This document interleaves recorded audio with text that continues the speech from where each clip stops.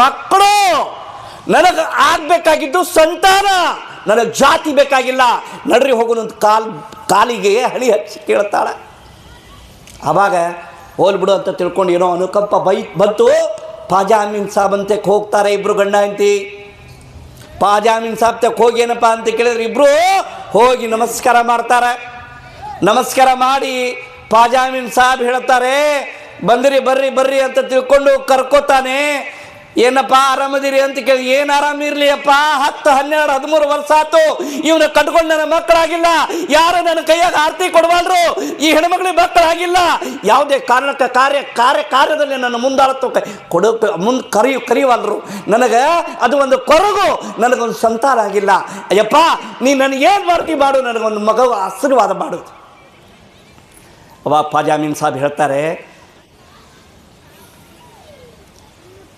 ಜಾತಿಯಿಂದ ಬ್ರಾಹ್ಮಣರಾಗಿರ್ತಕ್ಕಂಥವ್ರಿಬ್ರು ಪಾಜಾಮೀನ್ ಸಾಬ್ರಿ ಭಕ್ತಿಯಿಂದ ಏನಪ್ಪಾ ಅಂತ ಕೇಳಿದ್ರೆ ನನಗೆ ಸಂತಾನ ವೃದ್ಧಿ ಆಗಲಿ ಅಂತೇಳಿ ಬೇಡಿಕೊಂಡ್ರು.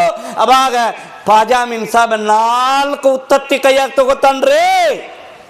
4 ಉತ್ತತ್ತಿ ತಗೊಂಡು ಏನಪ್ಪಾ ಅಂತ ಕೇಳಿದ್ರೆ, ಈ 4 ಉತ್ತತ್ತಿ ಕೊಡ್ತಾ ಇದ್ದೀನಿ, 4 ಮಕ್ಕಳಕ್ಕವು ನಿನಗೆ, 1ನೇ ಮಗು ಅದು ನನಗೆ ಮಸೀದಿಗೆ ಬಿಡಬೇಕು. ನೋಡ್ರಿ ಆಟ,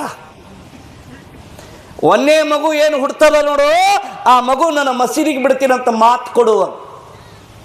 ಯಪ್ಪ ಮಕ್ಕಳಾದ್ರೆ ಸಾಕು ತಗೋ ಅಂತ ಹೇಳಿ ಕೊಡ್ತಾಳೆ ಹೆಣ್ಮಗಳು. ನೀವು ಕೊಡ್ರಿ ಕೊಡ್ರಿ ಕೊಡ್ರಿ ನಗು ಕೊಡ್ರಿ ಅಂತಾಳೆ ಹೇಳ್ತಿ.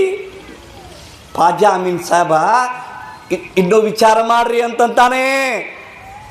ಅವಾಗ ಆಯ್ತು ಅಂತ ತಿಳ್ಕೊಂಡು ಏನಪ್ಪ ಅಂತ ಕೇಳಿದ್ರೆ, ಬ್ರಾಹ್ಮಣನಾದಂಥ ಮನುಷ್ಯ ಪಾಜಾಮೀನ್ ಸಾಹೇಬರಿಗೆ ವಚನ ತಗೋತಾನೆ. ವರ್ಷ ತುಂಬೋದ್ರೊಳಗೇನಪ್ಪ ಅಂತಂದ್ರೆ ಒಂದು ಗಂಡು ಮಗು ಜನ್ಮ ಕೊಡ್ತಾಳೆ. ವರ್ಷ ತುಂಬೋದ್ರೊಳಗೆ ಒಂದು ಗಂಡು ಮಗು, ಎಷ್ಟು ಸಂತೋಷ ಆಗಾಕಿಲ್ಲ. ಗಂಡು ಮಗು ಆತು, 4 ಮಕ್ಕಳು ಆತಾವಂತಂದ ನಾನು. ಇನ್ನು ಅವನಿಗೊಂದೇನು ದುರ್ಬುದ್ಧಿ ಬಂತ ತಲೆ ಒಳಗಂತಂದ್ರೆ ನೆನಪಿಟ್ಕೊಡ್ರಿ, ನಾವು ಬ್ರಾಹ್ಮಣರು, ಬ್ರಾಹ್ಮಣ ಜಾತಿ ಕುಲದಲ್ಲಿ ಹುಟ್ಟಿದವರು, ನಾ ಮಗುನ ಮಸೀದಿಗೆ ಬಿಡೋದು ಧರ್ಮವೇ? ಆಟ ನೋಡ್ರಿ. ಮತ್ತಿನ ವರ್ಷ ತುಂಬೋದ್ರೊಳಗೆ 2ನೇ ಮಗು ಆಯ್ತು. ನೆನಪಿಟ್ಕೋರಿ, ನೆನಪಾಗಲಿಲ್ಲ. ಆ ಮಗುವಿಗೆ ಒಂದು ಬರಬಾರ್ದು ಒಂದು ಜಡ್ಡು ಬಂತು, ಬ್ಲಡ್ ಪ್ರೆಷರ್ ಅಂತ ತಿಳ್ಕೊಂಡು ಬ್ಲಡ್ ಕ್ಯಾನ್ಸರ್ ಅನ್ನೋದು ಒಂದು ಬಂತು. ಊರೊಳಗೆ ದೊಡ್ಡ ಸಿಟಿ ಬೆಂಗಳೂರು, ಮೈಸೂರು, ಬಾಂಬೆನೋ ಅಂತ ತಿಳ್ಕೊಂಡು ಎಲ್ಲ ಕಡೆ ತೋರಿಸಿದ. ಕೆಲಸ ಆಗೋದಿಲ್ಲ ಅಂತ ರಿಪೋರ್ಟ್ ಬಂತು. ಇನ್ನು 2ನೇ ಟೈಮು, 2ನೇ ಏನೋ ಅವಕಾಶ ಏನು ಅಂತ ಕೇಳಿದ್ರೆ, ಇವನು ಉಳಿಸ್ಬೋದು ಆದರೆ ಅಂತಂತಾನವ ಡಾಕ್ಟರ್, ಸ್ವಲ್ಪ ಖರ್ಚು ಬರಬಹುದು ಅಂತಾನವ ಡಾಕ್ಟರ್. ಅವಾಗ ಇವ ಅಂತಾನ, ಎಷ್ಟು ಬರ್ತದ್ರಿ ಖರ್ಚು? ಇಟ್ಟ ಅಂತ ನಾ ಹೇಳೋದಿಲ್ಲ, ಖರ್ಚು ಆಗಬಹುದು, ಸತ್ರು ಸಾಯಬಹುದು ಅಂದ ನೋಡ್ರಿ ಡಾಕ್ಟರ್. ಅದು ಭಗವಂತನ ಇಚ್ಛೆ, ನಾ ಮಾಡೋ ಪ್ರಯತ್ನ ಮಾಡ್ತೀನಿ ಅಂದವ ಡಾಕ್ಟರ್. ಮಾಡೋ ಪ್ರಯತ್ನ ಮಾಡ್ರಿ. ಚಲೋ ಹುಡುಗ, ನೋಡಕ್ಕೆ ಭಾಳ ಅದ್ಭುತ ಇದ್ದ, ವರದಿಂದ ಹುಟ್ಟಿರ್ತಕ್ಕಂಥವನು, ಪರೀಕ್ಷೆಗೋಸ್ಕರ ಭೂಮಿಗೆ ಬಂದಂಥವನು. ಇವ್ರದ ಜಾತಿ ಬಗ್ಗೆ ಇಡೀ ಜಗತ್ತು ಎಲ್ಲಿ ಕತ್ಲಿರ್ತೈತೆ ಅಲ್ಲಿ ಬೆಳಕು ಮಾಡುವಂಥ ಮಗು, ಇವನಿಗೆ ಗೊತ್ತಾಗ್ತಾ ಇಲ್ಲ. ಕೊನೆ ಪಕ್ಷ ಡಾಕ್ಟರ್ ಹೇಳ್ತಾನೆ, ಖರ್ಚು ಆದಂಗೆ ಹೇಳ್ತಾನೆ. ಒಂದ್ಸಲ 10,000 ಬಂತು, ಒಂದು 50,000 ಬಂತು, 1 ಲಕ್ಷ ಬಂತು. ಮನಿ ಮಾರಿದ, ಹೊಲ ಮಾರಿದ, ಏನಾದಾಗಲಿ ಮಗುನ ಉಳಿಸ್ಬೇಕಂತ ತಿಳ್ಕೊಂಡು ಕೈಯಾಗ ರೊಕ್ಕ ಖರ್ಚೆಲ್ಲ ಹೋಯ್ತು. ಲಕ್ಷ ಬ್ಯಾಗ್ ಎಷ್ಟೋ ರೊಕ್ಕ ಹಾದು, ಇನ್ನೇನು ರೊಕ್ಕ ಹಾದು ಮನುಷ್ಯ ಸತ್ತ. ತಗೊಂಡು ಹೋಗ್ಬೇಕಂತಂದ್ರೆ ಕೈಯಾಗ ರೊಕ್ಕಿಲ್ಲ, ಹೆಣ ತಗೊಂಡು ಹೋಗ್ಬೇಕಂದ್ರೆ ರೊಕ್ಕಿಲ್ಲ. ಯಪ್ಪ ಎಣ್ಣ ಅಂದು ಇನ್ನೊಬ್ರಿಗೆ ಕೈಯ ಕಾಲು ಹಿಡಿದು ಏನೋ ಒಂದು 107 ಒಳಗೆ 108 ಒಳಗೆ ಗಾಡಿ ಒಳಗೆ ಡಾಕ್ಟ್ರಿಗೆ ಒಂದು ಸಹಕಾರ ತಗೊಂಡು ಆ ಹೆಣ ತಗೊಂಡು ಮನೆ ಬರ್ಬೇಕನ್ನೋದ್ರೊಳಗೆ ಅವನ ತಲೆಯಾಗ ಏನು ಬಂತು, ಹೆಂಗೋ ಸತ್ತಾನ ಮಸೀದಿಗೆ ತಗೊಂಡು ಹೋಗು ನಂದ. ಸತ್ತಾನ ಏನು ತೊಗೊಂಡು ಹೋಗೋದು? ಇವಂಗ ಕೇಳ್ಯಾನ ಅವನು, ಕೊಟ್ಟು ಬಿಟ್ರೆ ಆತಂತ ತಿಳ್ಕೊಂಡು ಆ ಮಗುನ ತಗೊಂಡು ಬರ್ತಾರೆ. ಮಗುನ ತಗೊಂಡು ಬಂದು ಏನಪ್ಪ ಅಂತ ಕೇಳಿದ್ರೆ ಮಸೀದಿ ಒಳಗೆ ಉದ್ದಕ ಮಲಗಿಸ್ತಾರೆ. ಏನಪ್ಪ ಶಿವಶರಣಪ್ಪ, ಹಾ ಚೆನ್ನಮ್ಮ. ಆ ಮಗುನ ನೋಡ್ತಾರ ಫಾಜಾಮೀನ್ ಸಾಹೇಬ. ಈ ಮಗುನ ತಂದ್ರಿ ಏನಾಗಿದೆ ಅಂದ್ರೆ ಅವ್ರು, ನೀವು ಹೇಳ್ದಂಗೆ ನಾವು ತಪ್ಪು ಮಾಡಿದ್ವಿ ಬುದ್ಧಿ ಯಪ್ಪ, ಮೊದಲನೇ ಮಗ ನಿನ್ನ ಮಸೀದಿ ಕೊಡಬೇಕಾಗಿತ್ತು, ನಾನು ತಪ್ಪಾಗೈತಿ. ಇದು ಏನಾಗೈತಿ ನಿನಗ ಗೊತ್ತು, ಇದನ್ನು ಬದುಕ್ಸ್ರಿ, ಸಹಿಸ್ರಿ ತಗೋರಿ ಅಂದವ. ಹಂಗಾರ ಈ ಮಗು ಮತ್ತೆ ಮರಳಿ ಬಂದ ಅಂದ್ರೆ ನನ್ನ ಮಗು ಅನ್ನಬಾರ್ದು. ಅವಾಗೇನಪ್ಪ ಅಂತ ಕೇಳಿದ್ರೆ ಫಾಜಾಮೀನ್ ಸಾಬ ಸತ್ತ ಮಗು ಮೇಲೆ ಹಸ್ತ ಇಡ್ತಾನೆ. ಮಸ್ತಕದ ಮೇಲೆ ಹಸ್ತ ಇಟ್ಟು ಲಾ ಇಲಾಹ ಇಲ್ಲಲ್ಲ, ಅಶಾದು ಲಮಹದ ರಸೂಲ್ ಇಲ್ಲಲ್ಲ, ಅಶಾದು ಲಮಹದ ರಸೂಲ್ ಇಲ್ಲಲ್ಲ ಅಂತ ತಿಳ್ಕೊಂಡು ಹಸ್ತ ಇಟ್ಟ ಫಾಜಾಮೀನ್ ಸಾಬ. ಇವ ಸತ್ತಿಲೋ ಮಕ್ಕೊಂಡನ ಏನೋ ಅಂತ ತಿಳ್ಕೊಂಡು ಸತ್ತ ಮನುಷ್ಯನ ಎಬ್ಬಿಸಿದ್ರು. ಸತ್ತ ಮನುಷ್ಯ ಎದ್ದ, ಮಾತಿನಂತೆ ನಡ್ಕೊಂಡ್ರು. ಮಸೀದಿ ಒಳಗೆ ಬೆಳೆದ, ಮನೆ ಒಳಗೆ ಏನು ಮಾಡ್ಕೋತಿದ್ದ, ಅವರ ಸಂಧ್ಯಾ ವಂದನ ಮಾಡ್ಕೋತಿದ್ದ. ಜಾತಿಯಿಂದ ಬ್ರಾಹ್ಮಣನಾಗಿದ್ದ, ಮನೆ ಒಳಗೆ ಏನು ತಂದೆ ತಾಯಿ ಪಾಠ ಕಲಿಸಿದ್ರು ಅದು ಸಂಧ್ಯಾ ವಂದನ ಮಾಡ್ಕೋತಿತ್ತು. ಅದೇ ಸಂಧ್ಯಾ ವಂದನ ಮಸೀದಿ ಒಳಗೆ ಏನಪ್ಪ ಅಂತ ಕೇಳಿದ್ರೆ ಗುರುಗಳಿಗೆ ಕೇಳ್ತಾನಮ್ಮ, ನಾ ಸಂಧ್ಯಾ ವಂದನ ಮಾಡ್ಕೋಬೇಕು. ಆಯ್ತಪ್ಪ ತಗೋ. ನೋಡ್ರಿ ಫಾಜಾಮೀನ್ ಸಾಹೇಬರು ಇವ್ರಿಗೆ ತಾಯಿತನ ಅಂತಾರೆ, ಇದಕ್ಕೆ ಇವ್ರಿಗೆ ಹೃದಯವಂತರು ಅಂತಾರೆ, ಇವ್ರಿಗೆ ಗುರುಗಳು ಅಂತಾರೆ. ಜಾತಿಯಲ್ಲಿ ಇವರಿಗೆ ಸಾಕ್ಷಾತ್ ಶಿವನ ಸ್ವರೂಪಿಗಳು ಇವರು. ನೀರು ತಗೋ, ಸ್ನಾನ ಮಾಡು, ತಗೋ ನೀರು ಸಂಧ್ಯಾ ವಂದನ ಮಾಡಕೋ. ಸಂಧ್ಯಾ ವಂದನ ಮಾಡೋಕೋತಿತ್ತದು. ಅವಾಗ ಹಂಗೆ ಒಂದು ದಿವಸ, ಕೆಲವು ದಿವಸ ಹೋಯ್ತು, ಹಾಗೆ ಕೆಲವು ದಿವಸ ಹೋಯ್ತು. ಆ ಮಸೀದಿ ಒಳಗೆ ಜಮಾತ್ ಅಂತ ತಿಳ್ಕೊಂಡು ಎಲ್ಲ ಮುಸ್ಲಿಂ ಬಾಂಧವರು ಬರ್ತಿದ್ರು. 5 ಟೈಮ್ ನಮಾಜ್ ಮಾಡ್ತಿದ್ರು ಆ ಮಸೀದಿ ಒಳಗೆ. ನಮಾಜ್ ಮಾಡೋ ಇವ ನೋಡ್ತಿದ್ದ, ಹೇಳೋದು ಮತ್ತೆ ಮಲಗೋದು, ಮತ್ತೆ ಹೇಳೋದು, ಮತ್ತೆ ಬಾಗೋದು, ಇವೆಲ್ಲ ಕೈ ಸ್ವಚ್ಛ ಮಾಡ್ಕೊಳ್ಳೋದು, ಕಾಲು ಸ್ವಚ್ಛ ಮಾಡ್ಕೊಳ್ಳೋದು.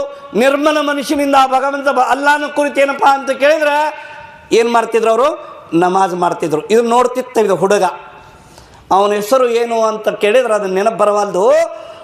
ಅವನ ಹೆಸರು ಏನೋ ಇತ್ತು. ಆ ಮಗುವಿಗೆ ಹೇಳ್ತಾರೆ, ನೋಡಪ್ಪ ನೀನು ಸಂಧ್ಯಾ ವಂದನ ಆಯ್ತಾ? ಆಯ್ತಪ್ಪಾಜಿ. ಇವರೆಲ್ಲ ಯಾರು ಎದಕ್ಕೆ ಬರ್ತಾರ ಅಂತಂದವ, ಏನೂ ಗೊತ್ತಿಲ್ಲ ಅವನಿಗೆ. ಇವರೆಲ್ಲ ನಮಾಜ್ ಮಾಡ್ತಾರಪ್ಪ. ನಮಾಜ್ ಎದಕ್ಕೆ ಮಾಡ್ತಾರ? ಆ ಭಗವಂತನ ಕುರಿತು ಪ್ರಾರ್ಥನೆ ನೀವು ಹೆಂಗೆ ಮಾಡ್ತೀರಿ ಹಂಗೆ ಅವರು ನಮಾಜ್ ಮಾಡ್ತಾರ. ಅವು ಎದಕ್ಕೆ ಮಾಡ್ತಾರ? ಉಪವಾಸ. ಉಪ ಅಂದ್ರೆ ಸಮೀಪ, ವಾಸ ಅಂದ್ರೆ ಅಲ್ಲಿ ಇರುವುದು. ಆ ಭಗವಂತನ ಬರಮಾಡ್ಕೊಡೋದು. ರಾಮ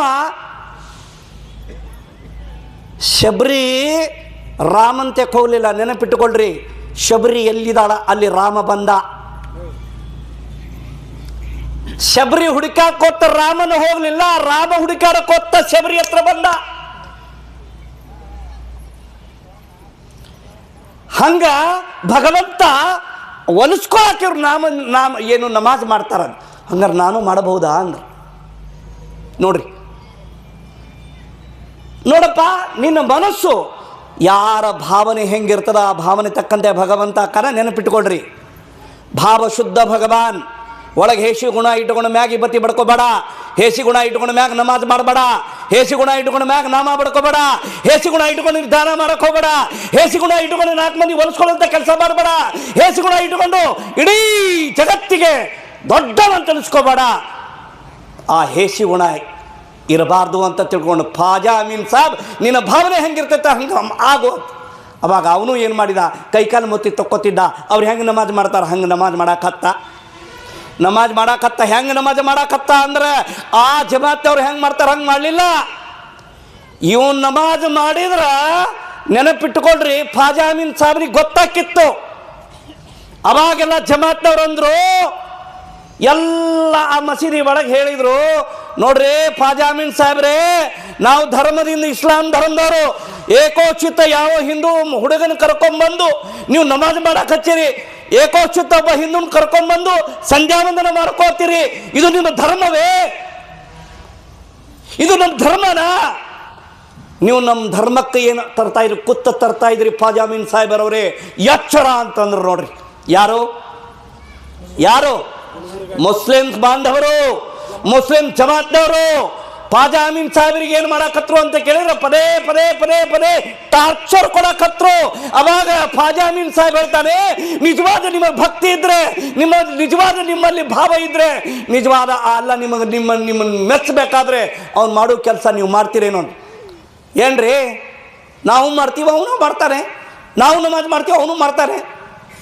ನಾವು ಇಸ್ಲಾಂ ಧರ್ಮದವರು, ನಾವು ಧರ್ಮಕ್ಕೆ ಕುತ್ತು ಬರಬಾರ್ದು ಅಂತ ತಿಳ್ಕೊಂಡು ನಾವು ನಿತ್ಯ ನಾವು ಒಂದು ಮಸೀದಿ ಅಂತಕ್ಕಂಥದನ್ನು ನಾವು ಇಸ್ಲಾಂ ಧರ್ಮದಲ್ಲಿ ನಾವು ಹುಟ್ಟಿರ್ತಕ್ಕಂಥವ್ರು, ನಾವು ನಮಾಜ್ ಮಾಡ್ತೀವಿ, ಅವನು ನೀವು ಹೆಂಗೆ ನಮಾಜ್ ಮಾಡ್ತೀರ, ಅವನು ನಮಾಜ್ ಅವನು ಮಾಡ್ತಾನೆ ಅಲ್ಲೇನಂತಾನೆ.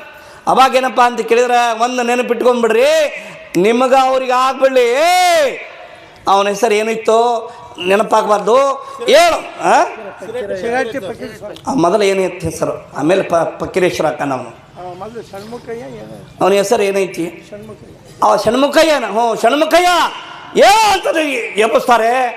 ತಗೋ ಇಲ್ಲಿ ಕಂಬಳಿ, ಏನು ಕಂಬಳಿ ತಗೋ. ಆ ಕಂಬಳಿ ತಗೋತಾನೆ. ಕಂಬಳಿ ತಗೊಂಡೇನಪ್ಪ ಅಂತ ಕೇಳಿದ್ರೆ ಅದೇ ಬಿಜಾಪುರ ಮುಂದ್ಕತ್ ಏನಪ್ಪ ಅಂತ ಹಳ್ಳ ಹರಿತಿತ್ತು. ಆ ಹಳ್ಳದಾಗ ಏನಪ್ಪ ಅಂತ ಕೇಳಿದ್ರೆ ಆ ಕಂಬಳಿಯನ್ನು ಒಗಿತಾನೆ.